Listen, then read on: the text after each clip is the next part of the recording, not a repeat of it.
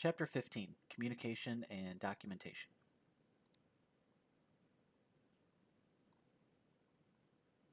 Some of the topics we'll be covering is communication systems and radio communication, your verbal report, the importance of interpersonal communication, your pre-hospital care report, and other special documentation issues.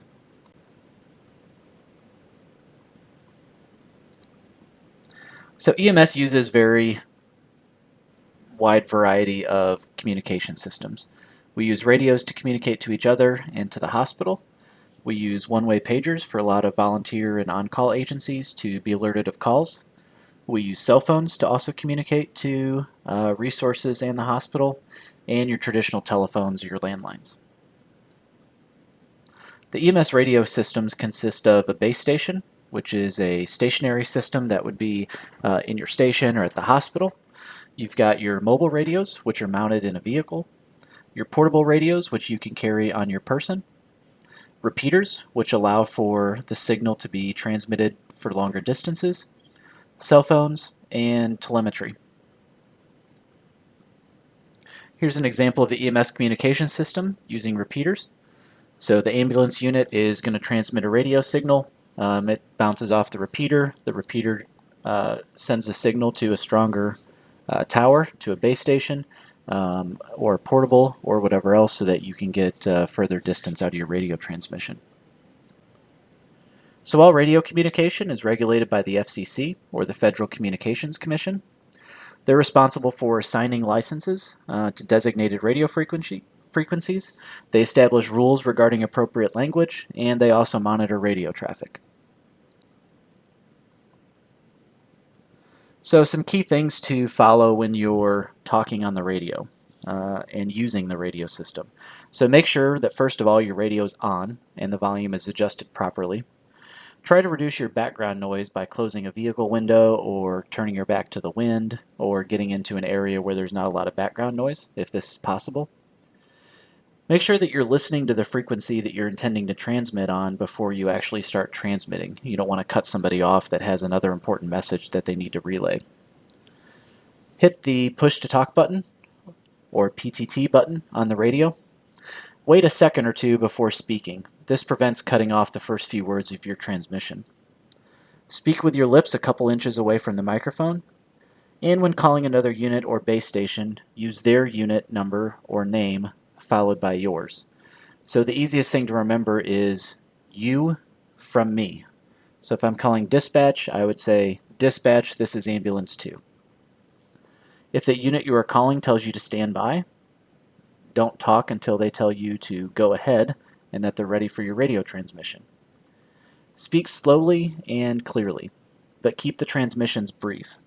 If it takes longer than 30 seconds, stop at that point, pause for a few seconds so any other emergency traffic can use the frequency, and then get back on the radio if needed. In most cases, use plain English.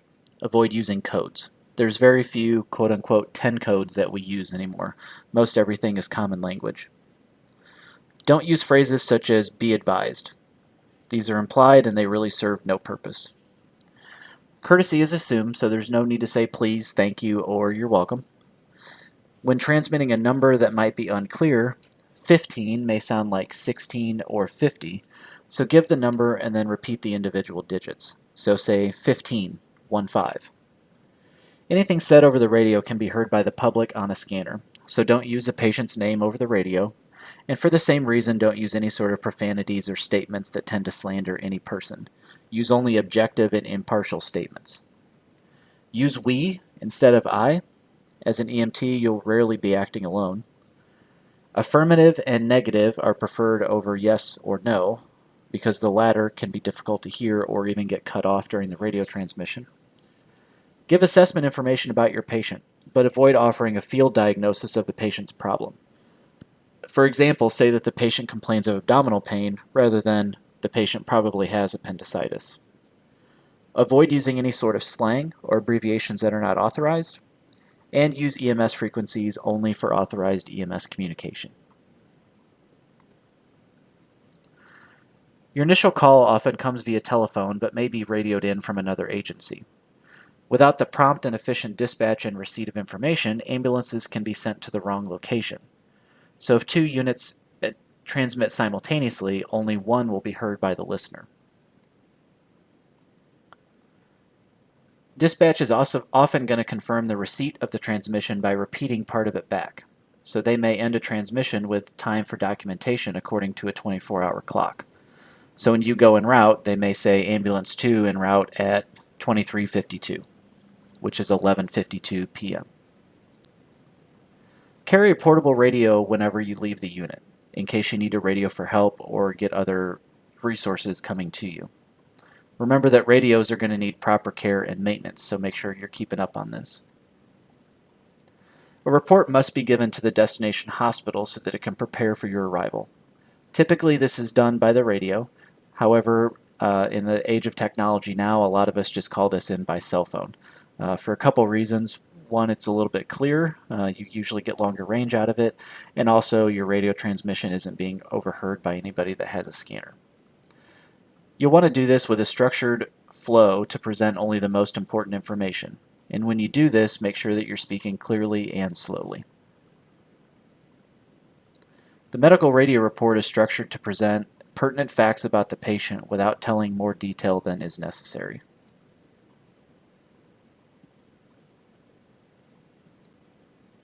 So when you give your medical radio report, you'll start with your unit identification and level of provider. Estimated time of arrival, the patient's age and sex, their chief complaint, a brief pertinent history of the present illness or injury, and any major past illnesses. So to recap that, it would sound something like this. Ambulance 2 coming to you BLS traffic with about an 8 to 10 minute ETA. On board I've got a 51-year-old male patient complaining of chest pain. Chest pain started today about an hour ago. Not getting any better, so they decided to call us. Patient does have a history of heart problems and a history of congestive heart failure. So then you go on to talk about their mental status, their baseline vital signs, any pertinent findings of the physical exam, any emergency care given, their response to the medical care, and contact medical direction if required or if you have a question. So continuing on, this would sound something like patient's alert and oriented times 3. Vitals are as follows. I've got a blood pressure of 156/84, a pulse of 110, respiratory rate of 18, sat in about 95% on the monitor, and I've got a blood sugar of 124.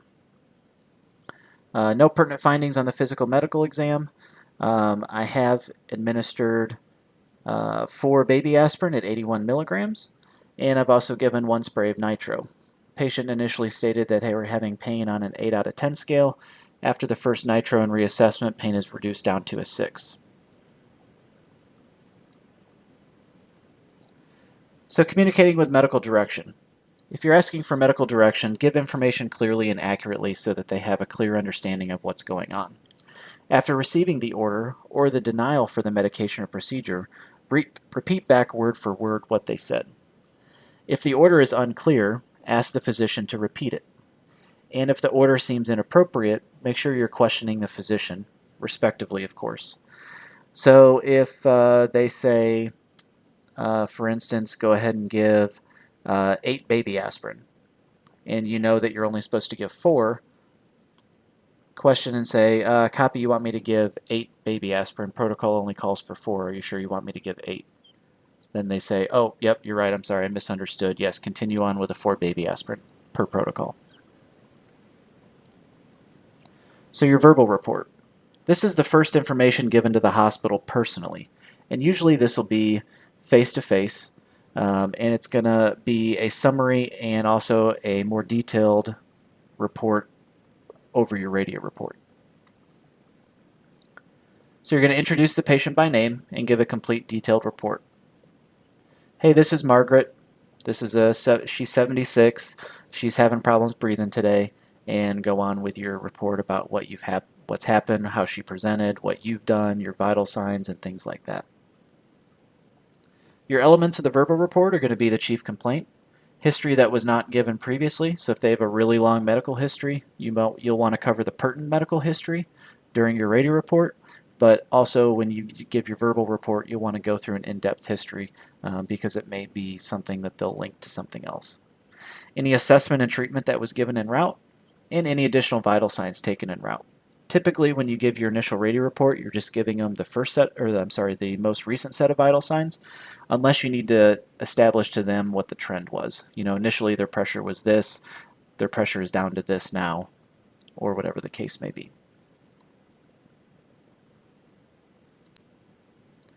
Interpersonal communication. Remember that as EMTs, we have to communicate with others involved in patient care. We're going to be talking with other first responders, advanced EMTs or paramedics. We may be talking with home healthcare aides and family members. So we need to be able to speak candidly but respectfully, and we want to be able to make sure that we can collect as much information about the patient as we can. So communication techniques are going to be learned by experience. They may be difficult or more difficult with those in a crisis situation, but we still need to be able to get that. You just have to learn how to adapt to get that information. And remember that everybody can improve with their communication skills. Use eye contact. This shows interest, comfort, and respect. Be aware of position and body language. So face the patient at eye level and with your arms down.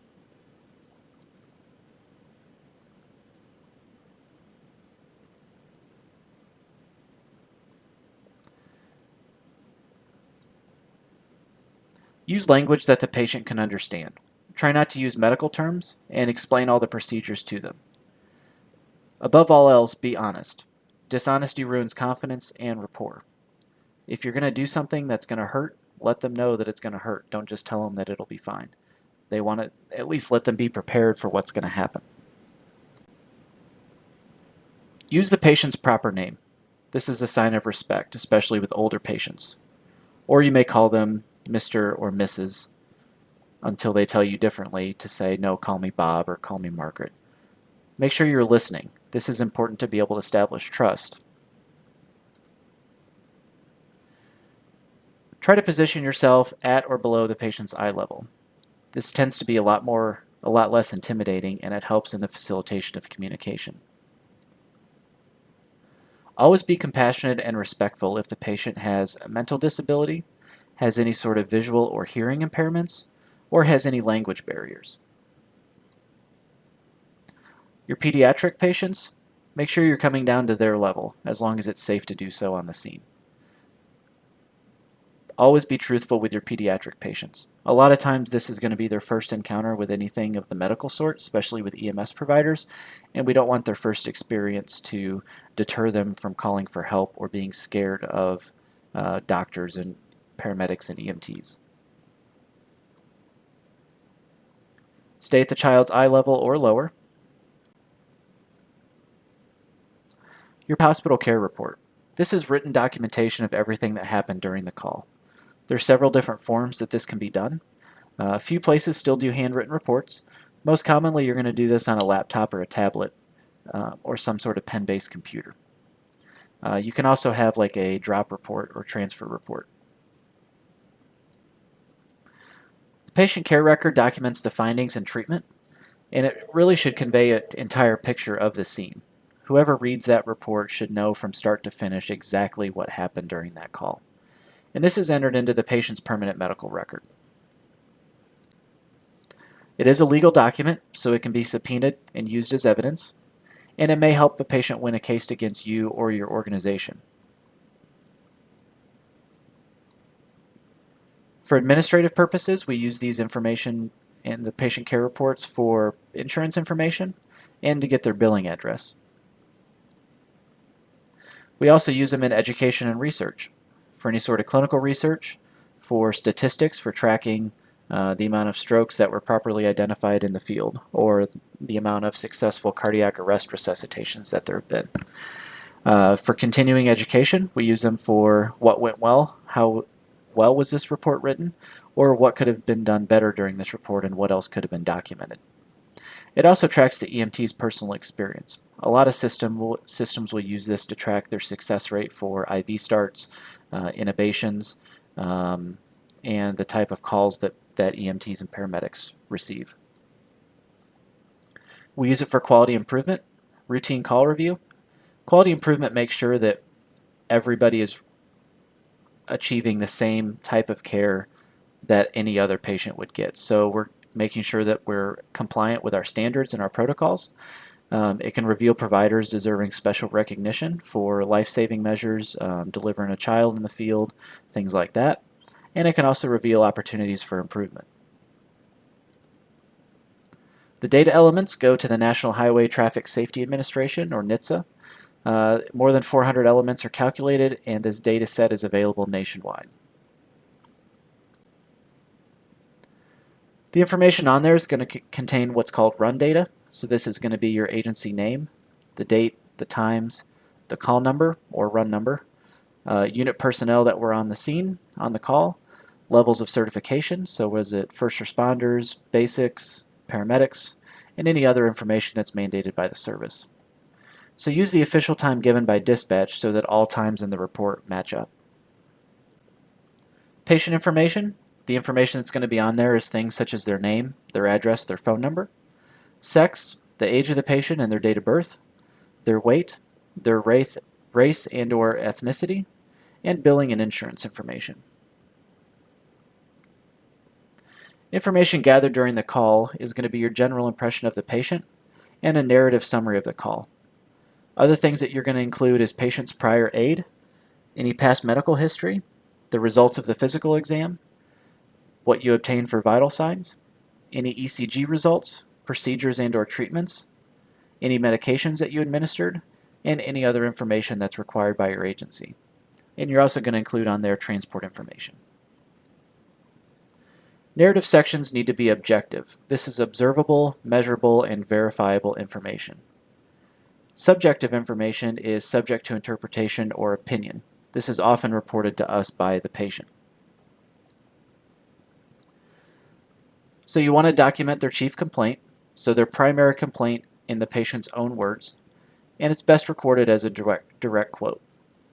You also want to consider and insert the pertinent negatives, so important negative findings, such as patient has a obvious deformity to their left upper thigh, stating that they're in no pain. You would expect that with that type of deformity, they would be in excruciating pain. Avoid radio codes and non-standard abbreviations. Make sure you're writing legibly if you're handwriting this, and use correct spelling. Information must be able to be read easily and accurately, and remember that your patient care report is going to be a reflection of your care. Even if you provided top-notch care and things are not written legibly and everything is misspelled, it comes into question on how legitimate your care was. Make sure that you're using appropriate medical terminology, and remember that if it's not documented, it didn't happen. So special documentation issues. Confidentiality. This is covered by HIPAA, or the Health Insurance Portability and Accountability Act. So we need to make sure that these stay secure and that we have accountability for all of our patient care reports. Patient refusals are high liability. These are the calls in which you have a high chance of the patient coming back trying to get awarded some sort of settlement. So we need to make sure that we document refusals very well. A lot of people tend to slack off on the documentation of refusals because they didn't actually transport and they didn't actually treat the patient. But you need to do these just as good, if not better, than your patient care reports for people that you've transported. Make sure that you're not falsifying anything. Make sure that you're not covering up any errors or recording something that you forgot to do. Okay? If you made a mistake, just own up to your mistake. If you figure out that you did make a mistake in the documentation or you left something out that you feel you need to add, make sure you do an addendum to your report, correct those errors, or make any additions to the report that you need to. Some people think that it looks poorly if you had to go in and make a correction to the report or you had to add something to the report. It would look far worse if you left that out completely. So just go in, it's not a big deal, add the addendum, fix what you need to fix, and then submit the new report. So think about it. You respond to a call for an unconscious male. Upon arrival, the patient's awake, alert, and walking away. He says he was just sleeping and does not need or want treatment or transport. What should we do? So in this case, a complete assessment and head-to-toe physical exam is probably not needed for this patient. And in this case, the patient did not call EMS and does not appear to need it. So your limited interaction can give you a lot of information for documentation, such as the patient's awake, they're alert, they're in no obvious distress, he has no complaints of pain, illness, or injury, there's no obvious trauma, patient moves all extremities well, and ambulates without any assistance. So your chart should at least include a brief assessment along with other details of this event. Local policy may require refusal. If so, don't forget to get a witness and a patient signature on this.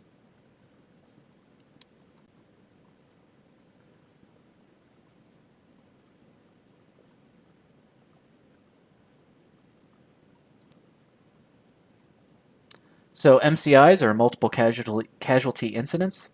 So this can be a logistical nightmare depending on the size of this problem. You're going to have many patients, depending on, is it a megabus that rolled over on the interstate?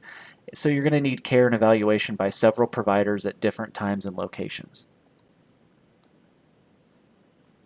Other special situation reports, any sort of exposure to infectious diseases, any injury to yourself or another part of your crew, any hazardous or unsafe scenes, referrals to social service agencies, and mandatory reports for child or elderly abuse. So let's review.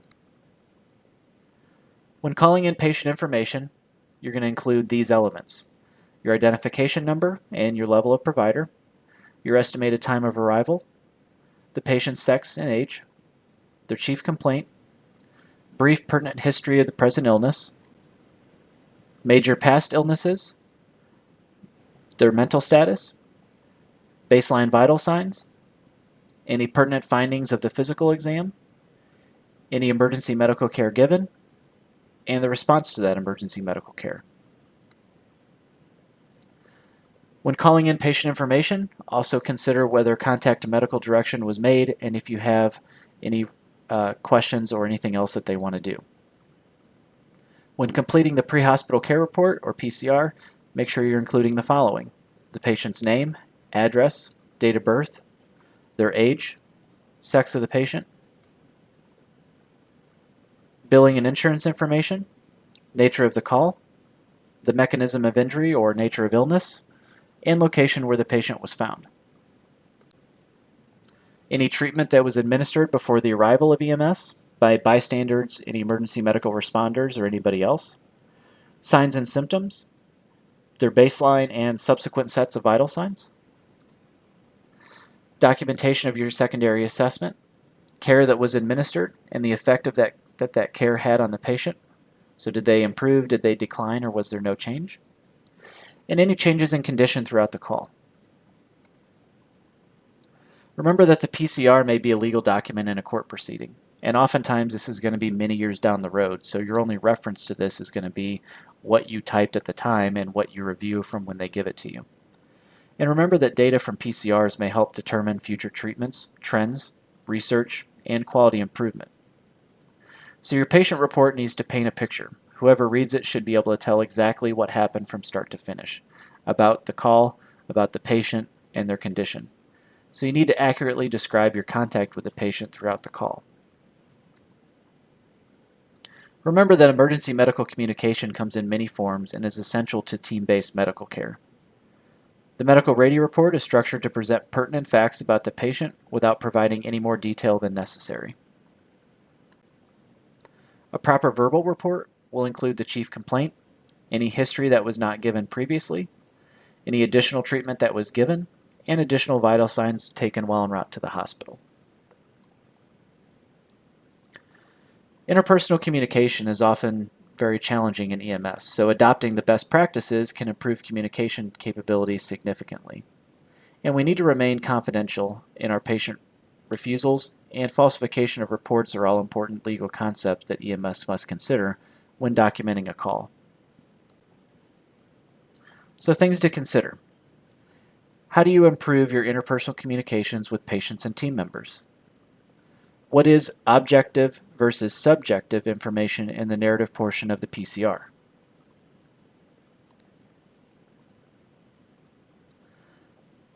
So practice organizing this random information and present a radio report to the hospital. You have a patient who has chest pain radiating to the shoulder. They're 56 years old. Oxygen was applied at 15 liters per minute via a non-rebreather mask. They're alert and oriented, and your patient's a female.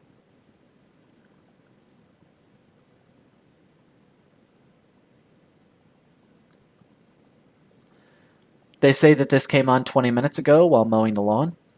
They have a history of high blood pressure and diabetes. They have a pulse of 86, respirations of 22. Their skin is cool and moist, and they have a blood pressure of 110/66 with a pulse ox reading of 96%. Oxygen relieved the pain slightly. They deny any difficulty breathing. You're requesting orders for medical direction, and you are on Community BLS Ambulance number 4. Lung sounds are equal on both sides. They're placed in a position of comfort, and you've got a 20-minute ETA to the hospital.